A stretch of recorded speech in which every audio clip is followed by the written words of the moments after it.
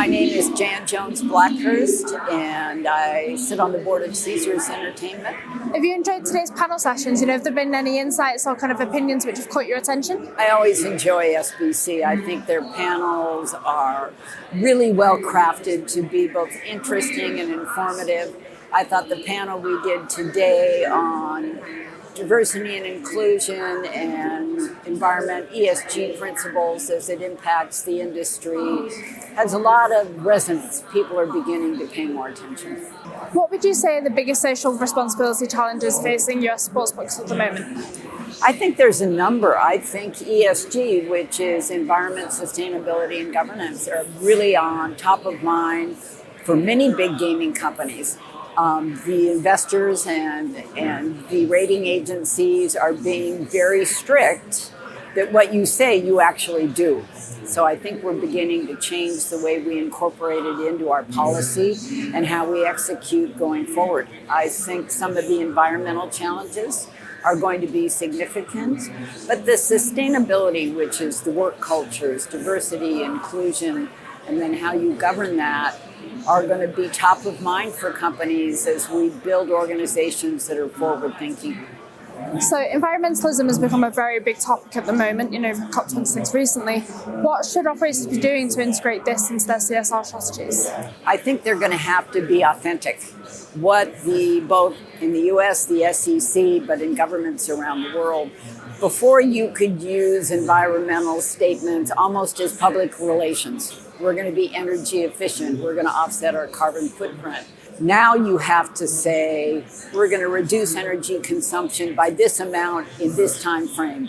We're going to, if you say you're going to reduce your carbon footprint, then you have to tell them how and when. So I think operators are going to have to be very thoughtful when they make statements because they're going to be held accountable, and that takes you to a whole different level of regulation and responsibility. As chair of the Caesars Foundation, what progress and what challenges have you seen when it comes to kind of breaking down barriers for gender diversity and inclusion? I think that I'm beginning to see change. Unfortunately, it's not quick enough for me. One of the things that we've done at Caesars is set goals that we will have a 50-50 representational workforce by the year 2030. And then we're measuring against that. And we're holding ourselves accountable. But if companies don't, with intent, look to diversify their workforce at the highest levels of the organization, they won't be successful. And if they're not successful, I think they're going to be not as high performing as they could be and should be. So Las Vegas has traditionally been kind of the home of US gaming, but now more states are opening up really quickly. So could this pose a potential threat to the city's status as the gaming hub? I don't think that anything ever replaces Las Vegas as the gaming capital of the world. And it's because we have created a destination that it's not just about gambling. It's about eating and clubs and entertainment and shows and collaboration and meeting and conventions. So actually, as people are introduced to gaming in new jurisdictions, they get interesting, they see that it's fun, and actually it makes them want to come to Las Vegas.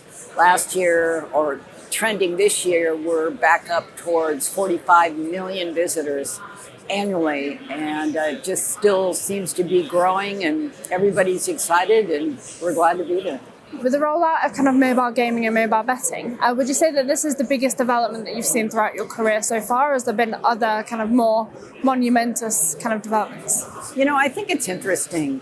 Gaming started sort of in Las Vegas, Atlantic City. Then it went into small venues, both regionally and certainly in Europe, gaming land-based is small. With the advent of online, we've seen this huge growth, not only in the representation of gaming, but people's access to it. I think COVID showed us in the United States before COVID, in New Jersey, where online gaming was legal, there was about $100 million in revenue. Now there's well over $1 billion in revenue because people have found it, they like it. And we've seen the phenomena of sports betting as it's spreading across the United States. It's been very available in Europe, for a long period of time, but now you're seeing it really begin to grow. And I think that's an exciting, good thing. Why is attending events such as SBC in North America so important? I think that this is such an important event, SBC in North America, because it really gives us visage and vision into what's happening in online, in technology, the platforms, what different providers are building and doing, and it's changing all the time.